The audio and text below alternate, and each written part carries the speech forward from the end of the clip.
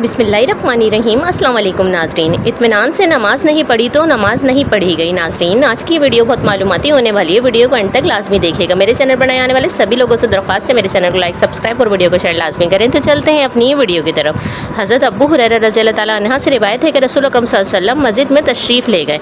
इतने में एक शख्स आया, इसने नमाज़ पढ़ी, फिर नबी करीम सल्लल्लाहु अलैहि वसल्लम को सलाम किया। आप सल्लल्लाहु अलैहि वसल्लम ने सलाम का जवाब दिया और फरमाया, जाओ नमाज़ पढ़ लो, तुमने नमाज़ नहीं पढ़ी।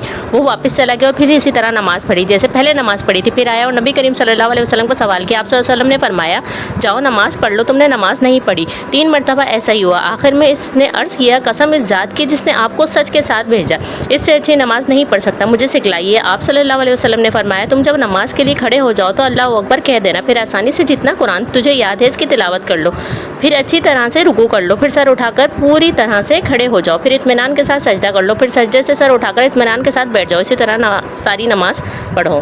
माशाअल्लाह, सुभान अल्लाह। नाज़रीन, अगर आप लोग मेरे चैनल पर नए हो और इसी तरह के इस्लामिक इन्फॉर्मेशन इस्लामिक वीडियो देखना चाहते हैं तो मेरे चैनल पर नए आने वाले सभी लोगों से दरख्वास्त है मेरे चैनल को लाइक सब्सक्राइब और वीडियो को शेयर लाजमी करें। जज़ाकल्लाह।